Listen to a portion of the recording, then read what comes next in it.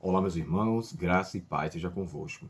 O título da lição de segunda-feira é A Autoridade das Escrituras.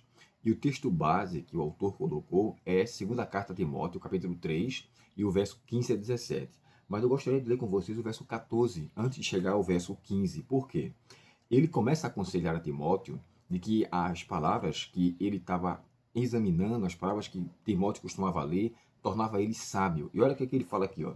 Você, porém, Timóteo, deve permanecer fiel àquilo que foi ensinado. Sabe que é a verdade, pois sabe qual a verdade, pois você conhece aqueles a quem aprendeu. Desde a tua infância lhe foram ensinados as sagradas escrituras, que lhe deram sabedoria. Tem traduções que falam assim: sabe, porém, que as sagradas letras te podem tornar sábio para a salvação. Assim como ele introduz essa parte, ele conclui também da mesma forma, quando ele fala que o homem será habilitado para toda boa obra, ou seja, permanecerá no caminho da salvação. E a pergunta que é feita aqui é: qual é a importância das escrituras? Eu coloquei aqui alguns pontos extraídos também de um comentário do Cláudio Arantes, que diz assim, ó. Primeiro ponto, a Bíblia fala aqui que ela ensina duas vezes. Ela ensina, primeiramente, o que é verdadeiro, para nos fazer perceber algo. Lembra de Jó? Homem que se desviava do mal, porque ele guardava no coração a palavra de Deus. E ele externalizava em sua prática, dando um bom testemunho. Então, aqui, o primeiro ensino da palavra de Deus é para nos fazer perceber e, ao de longe, observar as nossas atitudes, a gente se desvie antes que venha, de fato, se emaranhar nelas. E quando eu falo assim, nossas atitudes, é o que passa no nosso coração, na nossa mente e o desejo de fazê-lo, mesmo que aquilo não venha se tornar uma ação. Mas o desejo intenso de fazer aquilo causa uma grande ruína. Se a palavra de Deus for autoridade, se deixarmos com que ela seja soberana, que ela tenha de fato a liderança de nossa vida, tudo será bem diferente. Mais à frente ele fala também assim, ó, ela nos ajuda a nos ensinar a fazer o que é certo. Então ela não só traz percepção para você olhar de longe como Jó e não se envolver, mas acima de tudo ela nos protege para que a gente não caia. E eu coloquei aqui, ó, ela ensina o caminho da sabedoria para a salvação, porque essa é a sabedoria que presta, desculpa a expressão que presta, né? Essa é a sabedoria que salva, esse é o conhecimento que edifica, esse é o livro que, na verdade, transforma a vida da pessoa. Segundo ponto, ela também ensina a doutrina correta para guardar uma vida santificada. É a palavra de Deus que faz você ser mantido nele, numa conexão ligada. Não foi isso que Jesus falou? Se permaneceres em mim e as minhas palavras permanecerem em vós, pediria o que quiseres e vos será feito. Então a palavra de Deus tem que estar entrelaçada em minha vida, deve estar interiorizada em meu ser. Terceiro ponto, ela corrige o erro e nos abre os olhos para com o engano.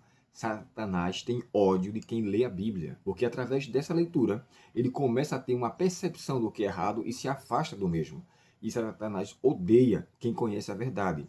Jesus é chamado de verdade, a própria Bíblia também é chamada de verdade. Santifica-o na verdade, a tua palavra é a verdade. E o final, ela habilita a instruir a pessoa na justiça e na verdade. Ah, irmãos, é tanta gente que não só fala mentira, mas vive na mentira. Peçamos a Deus todos os dias que façamos uma autoanálise de nós mesmos e que nossas atitudes e decisões sejam pautadas no assim diz o Senhor. No final aqui diz assim, ó, a razão humana continua sempre sendo humana, sujeita ao erro, à ilusão e ao orgulho. E essa natureza, não é infalível, jamais é infalível. Porém, quando usamos apenas o nosso entendimento para fazer uso da Bíblia, corremos o risco de nos colocarmos fora do caminho de Deus, ou pior, no lugar de Deus. Eu sei o que eu devo fazer. Sabe, irmãos, o pior pecado de Eva, entre tantos outros, né, antes de cair, foi ela fazer uso da palavra de Deus de má forma e ainda acrescentou. Lembra quando ela fala assim: Deus disse que não deveríamos comer e nem tocar.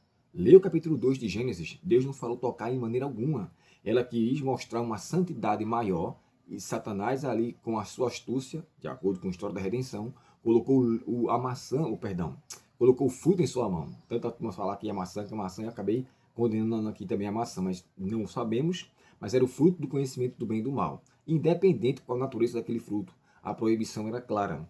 Então, quando Eva disse que não era para tocar, ela fez valer a punição de Provérbios 30, verso 15.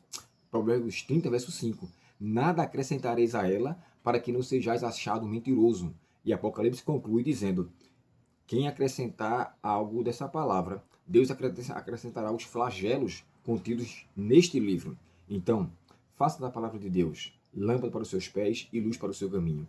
Deixe com que ela seja autoridade por ela mesma. Não precisa de acréscimo, não precisa adicionar nada. Só creia nela e confie, porque é o Espírito Santo que vai fazer com que a sua decisão, com a palavra de Deus interiorizada em sua vida, lhe gere uma nova condição de ser, uma nova criatura, uma nova pessoa. Vamos orar?